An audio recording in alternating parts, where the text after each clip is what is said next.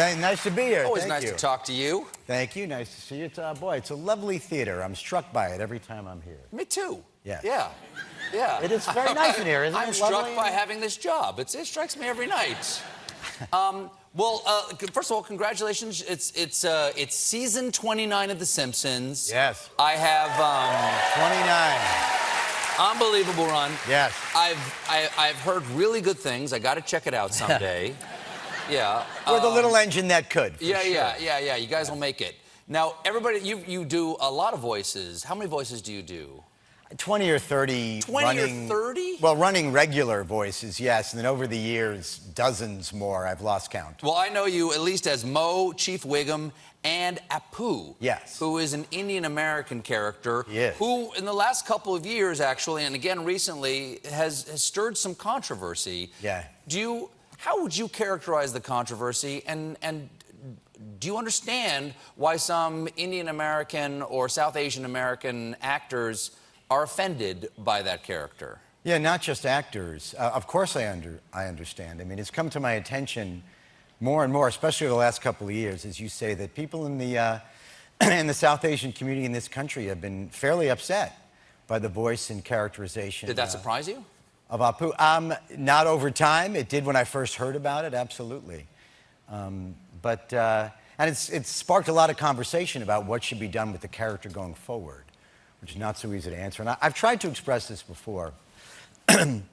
You know, the idea that anybody was young or old, past or present, was bullied or teased based on the character of Apu, it just really makes me sad. It was certainly not my intention. I wanted to spread laughter and joy with this character, and the idea that it's, you know, brought pain and suffering in any way, that it was used to marginalize people, it's upsetting, genuinely. Well, I mean, I don't want to stand here and like hold your feet to the fire. I'm another, you know, middle-aged white guy who certainly offended a lot of people in my day, so I've got nothing to stand on here. But I do want to talk about the Simpsons' response earlier this month. That upset a lot of people. Yeah. I think I have something along the lines of what happened in here. Marge is reading Lisa a bedtime story, and Lisa is reading something that started decades ago and was applauded and inoffensive is now politically incorrect. What can you do? Yeah. And she looks over at a framed picture of Apu, which has the line, "Don't have a cow" on it.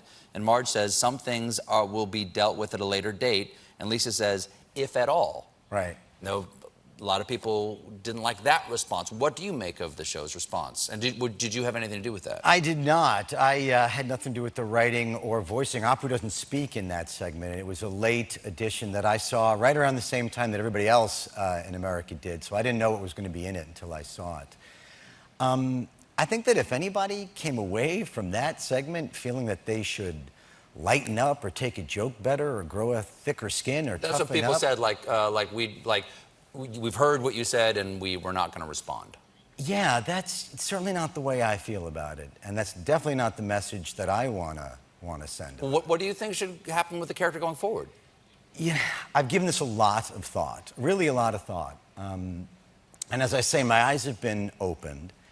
And I think the most important thing is we have to listen to South Asian people, Indian people in this country, when they talk about what they feel and how they think about this character and what their American experience of it has been.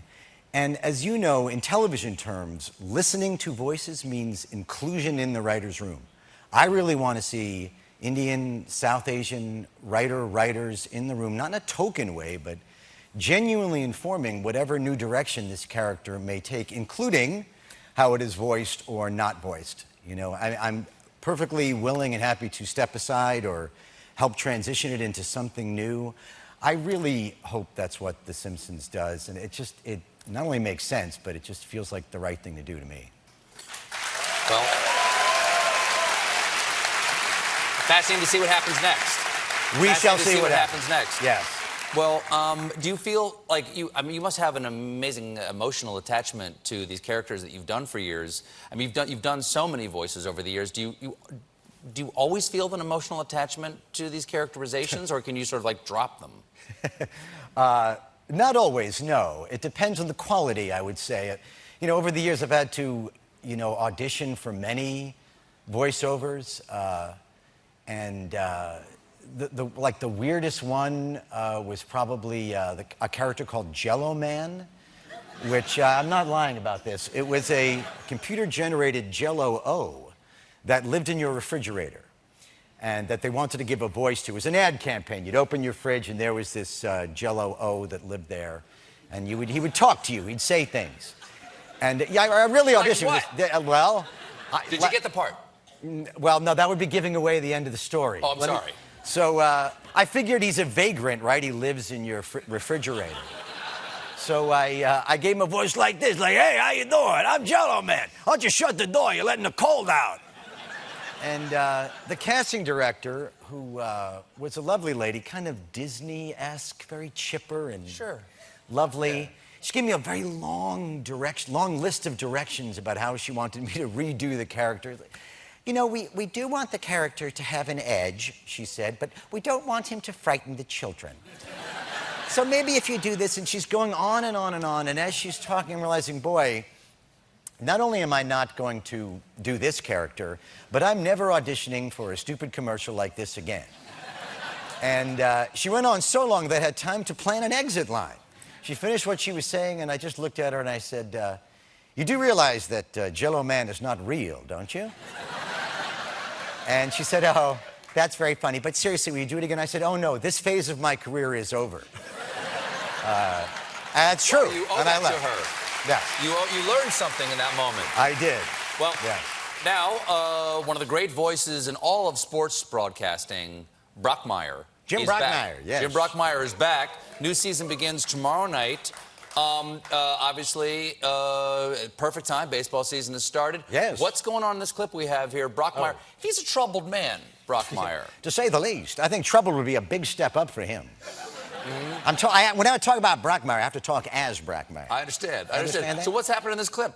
Oh, he's talking to his young friend Charles. Yes. He's very frustrated. He's moved up to AAA. He's calling AAA ball games on the radio in New Orleans, but he was promised the big league job, and he hasn't gotten it yet, and he's not handling it too well.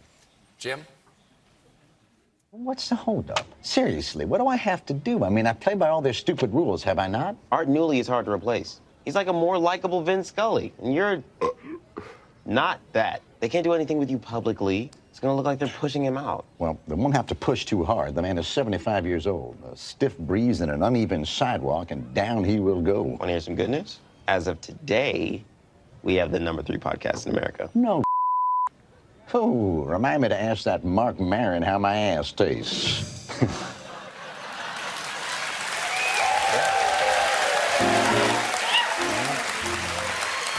Well, we'll be watching all season long. Thank you very much. Good to see you again, Hank Azaria. Brockmire returns tomorrow night on IFC. Hank Azaria, everybody.